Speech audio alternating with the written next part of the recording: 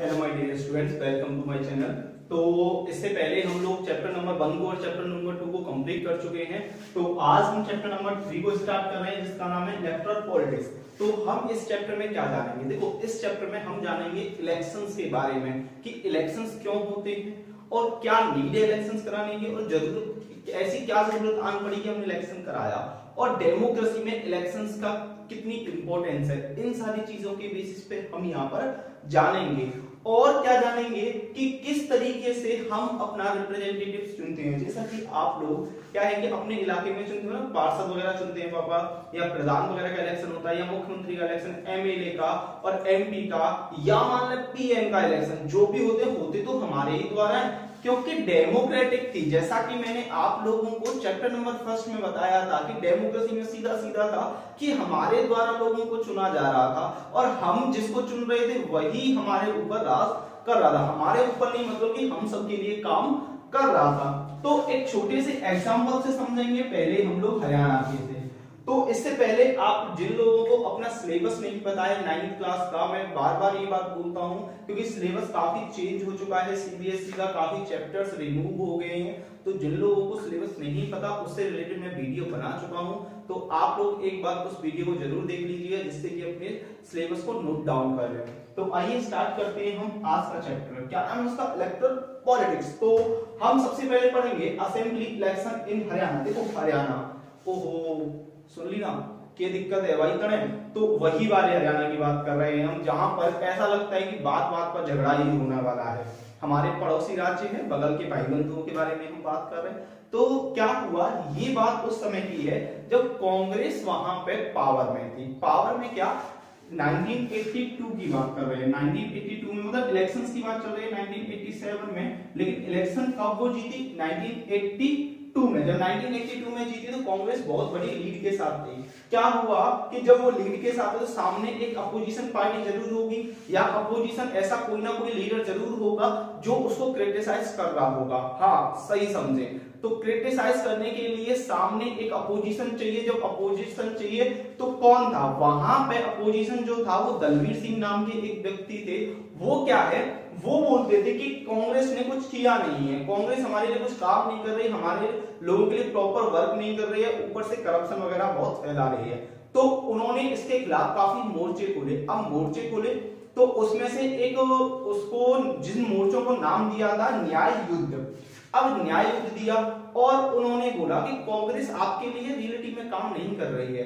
जब हमारी सरकार आएगी, देखो कोई भी व्यक्ति होता है किसी सामने वाली पार्टी को क्रिटिसाइज कर रहा है तो अपनी पार्टी के लिए बात जरूर करेगा। ऑब्वियस सी बात है कि मैं किसी को क्रिटिसाइज कर रहा हूं तो अपने फायदे के लिए तो कर रहा हूं क्रिटिसाइज, कि इसने ऐसा किया, इसका मतलब मेरा कहीं ना कहीं फायदा छुपा हुआ है। तो ऐसे ही क्या है, जब क्रिटिसाइज कर रही थी तो उसने बोला कि दलवीर सिंह जी बोलते हैं कि मेरी जब पार्टी आएगी, मतलब मेरी जब सरकार आएगी, हमारी सरकार जब आएगी तो हम क्या करेंगे, जो छोटे छोटे किसान हैं और जो छोटे बिजनेसमैन हैं उनका कर्ज माफ कर देंगे। ओहो, पैसा माफ हो जाएगा। ये खबर सुनते ही तो हरियाणा के लोगों में आ जाती की राहत की सांस ली। ओहो, पैसा माफ हो जाएगा, आपको कोई दिक्कत नहीं, अब तो इन्हें पावर में लाना है, कैसे भी इन्हें जिताना है। तो क्या होता है कि 1987 में होता है इलेक्शन। जब इलेक्शन हुआ तो दलवीर सिंह ने अपना एक पार्टी बनाई, अपना एक दल बनाया जिसको लोक दल के नाम से जानते हैं। हरियाणा में एक दलवीर सिंह ने अपना दल बनाया जिसको हम किस नाम से, क्या नाम दिया उस दल का? लोक दल। अब क्या हुआ कि 1987 में हुआ इलेक्शन। कब हुआ? 1987 में। जब इलेक्शन होता है तो क्या होगा, क्या लगता है? कांग्रेस जीतेगी? क्या लगता है, लोकदल जीतेगी? बताओ बताओ बताओ, कौन जीतेगा? सही पकड़े, जिसने वादा किया कि मैं गरीब किसानों का कर्ज माफ कर दूंगा और छोटे छोटे बिजनेसमैनों का बैंक का जो कर्ज था उसे सब माफ कर दूंगा। अब जीत कौन गया? लोकदल। अब लोकदल ऐसे ही नहीं जीती है, बहुत बड़ी बहुमत से जीती है। 90 सीट में से, हरियाणा की 90 सीट, उसमें से 76 सीट लोकदल प्लस इसके साथ जो गठबंधन की सरकारें थी उनकी। अगर हम लोकदल की बात करें तो लोकदल की खुद की 60 सीट थी। ओहो, ये तो बहुत बड़ी जीत। और अगर हम बात करें कांग्रेस, और भी पार्टी थी कांग्रेस की, तो कांग्रेस के हिस्से में आई सिर्फ 5 सीटें। ओए ये तो बड़ा गलत हुआ। अब गलत हुआ तो गवर्नर, जो हरियाणा के गवर्नर थे, उन्होंने वहां दलवीर सिंह को इनवाइट किया कि आप अपनी सरकार बना सकते हैं। तो दलवीर सिंह को क्या हुआ कि वहां पर चीफ मिनिस्टर बना दिया गया। हरियाणा का चीफ मिनिस्टर नया कौन बना? दलवीर सिंह। अब दलवीर सिंह जी जब चीफ मिनिस्टर बने तो सबसे पहले उन्होंने क्या काम किया? उन्होंने वही काम किया जिसकी उन्होंने कहा था। क्या? गरीब किसानों का कर्जा माफ किया और बिजनेसमैनों का, जो छोटे बिजनेसमैन थे, उनका भी पैसा माफ कर दिया।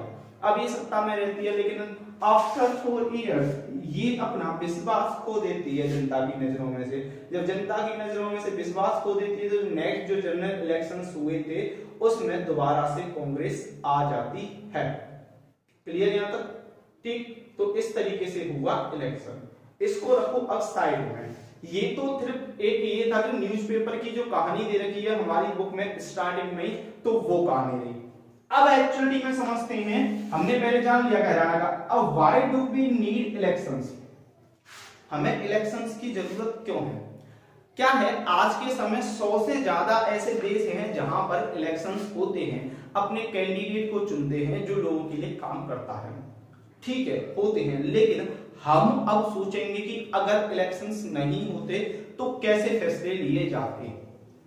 बताइए, सोचो, थोड़ा सा सोचो, माइंड में थोड़ा सा फोर्स लगाओ कि अगर इलेक्शंस नहीं होते तो किस तरीके से हम फैसला वगैरह लेते, देश के लिए काम करते। सोच लिया?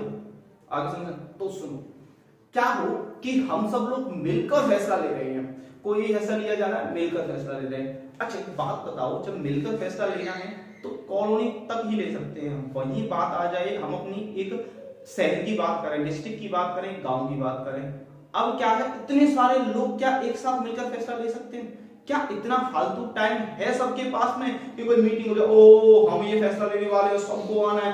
क्या इतना फालतू टाइम है? लोगों के पास काम वगैरह है, जिसकी वजह से ये पॉसिबल तो नहीं हुआ। और क्या होगा? क्या लगता है कि एक चीज पर सब लोग एग्री होंगे? हर कोई एक पॉइंट पे एग्री हो सकता है? नहीं हो सकता।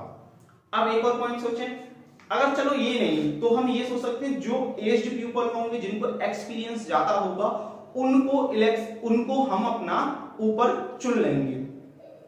ठीक है, मान लेते हैं कि जिनको एक्सपीरियंस ज्यादा है, जिन्होंने काम किया है लोगों के लिए, या जिनकी एज ज्यादा है, उनको हम अपने ऊपर कैंडिडेट मान लेते हैं अपना, वो हमारे लिए काम करेंगे। ठीक है, अब चुनेगा कौन? हम लोग चुनेंगे, तो इसका मतलब ये हो तो गया कि वोट डालना हो गया। और 5 लोग काबिलियत, बहुत अच्छे शिक्षक लोग बैठे हैं। अब उनमें से हम किसको कह सकते हैं ये ज्यादा पढ़ा लिखा है, ये कम पढ़ा लिखा है? क्या कह रहे हो? डिग्री देख के? अरे वो नहीं होगा, एक्सपीरियंस भी तो कोई मायने रखता है। तो इन सारी चीजों को, तो क्या है कि ये प्रॉपर इलेक्शंस तो नहीं हुआ। अब क्या हो कि हम अपने यहां पर बात करें कि अब हमने देखा था कि इलेक्शंस का क्या था कि जब हम सब लोग मिलकर फैसला नहीं ले पा रहे हैं, जब इस तरीके से नहीं हो रहा, तो क्या होगा कि हम इलेक्शंस करा सकते हैं। जैसे कि हम कोई लोग खड़े हुए हैं, 4-5 लोग खड़े हुए हैं, एक सीट है, एक सीट क्या, जैसे कि मथुरा के हैं, मथुरा में सांसद की लिए बात करें, एमपी की सीट के लिए बात करें, एक सीट हुई। अब उसके पर है ना 4 से 5 कैंडिडेट खड़े हुए। अब चारों पांचों कैंडिडेट्स में से जिसको हमारा मन करेगा, जिसको हम चाहेंगे कि ये व्यक्ति अच्छा काम करेगा हमारे लिए, या ये मैम हमारे लिए प्रॉपर काम कर सकती है, हमारे एरिया को डेवलप कर सकती है, तो हमारा जिसको मन चाहेगा हम वोट दे देंगे। और वोट दे देंगे तो वो व्यक्ति रिप्रेजेंट करेगा हमारे एरिया को जाके कहां पर? पार्लियामेंट में। जब पार्लियामेंट में रिप्रेजेंट करेगा तो हमारे एरिया के डेवलपमेंट के लिए वो व्यक्ति काम करेगा। अब हम सबका फैसला वो लेगा, क्यों? क्योंकि उसको इलेक्ट तो हमने किया। अब इलेक्ट कैसे किया गया? जो जैसे कि 100 लोग थे, 100 पीपल्स थे, 100 लोगों ने वोट डाला।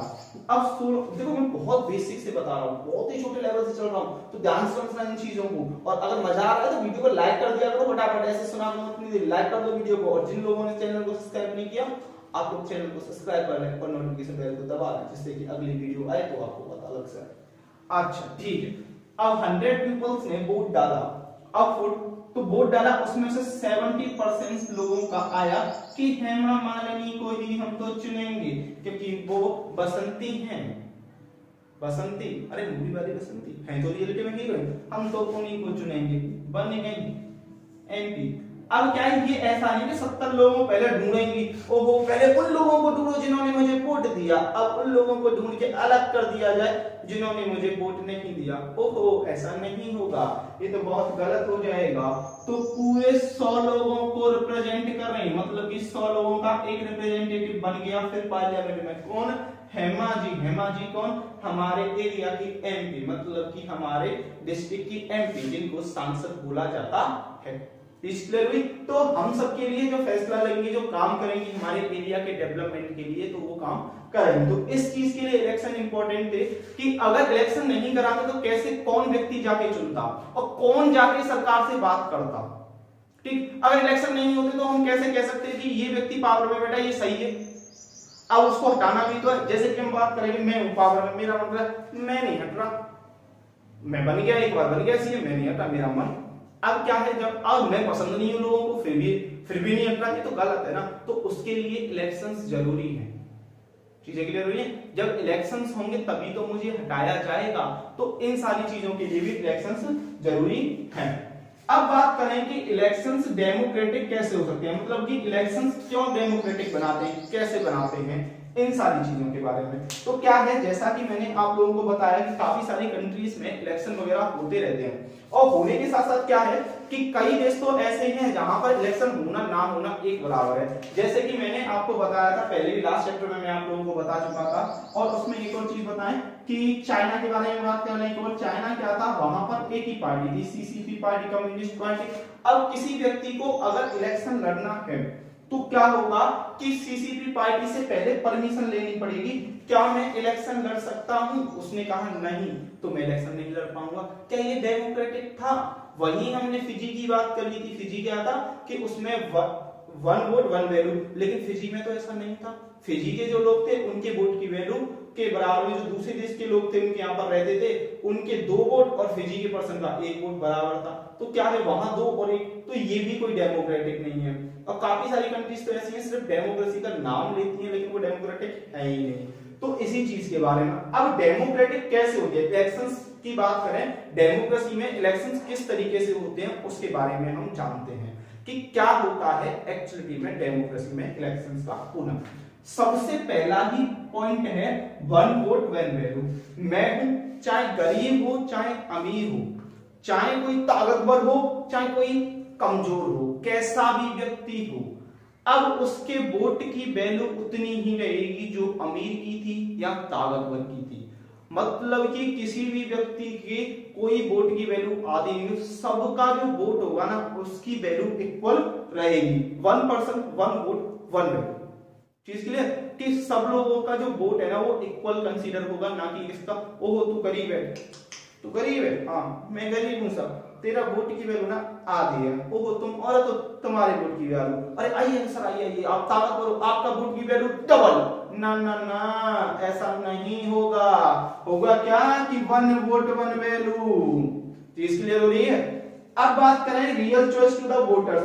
अब क्या है कि जो वोटर्स की चॉइस करेगा ना, जो कि जैसे कि हम बात करें कि किसी व्यक्ति को चुनना है तो चुनने के लिए कौन चुनेगा, वो चुना जाएगा वोटर्स के द्वारा। मतलब कि हमारे द्वारा किसी कैंडिडेट को अगर चुनना है तो वो हम चुनेंगे किसको हमें जिताना है, किसको नहीं जिताना। ऐसा नहीं कोई मंत्री जी आए, ये आज से यहाँ एरिया का एमपी है, ना ना ना ना, मंत्री जी आपको भी तो हम लोगों ने ही चुना था, अब अगली सरकार हम लोग आपको गिरा देंगे।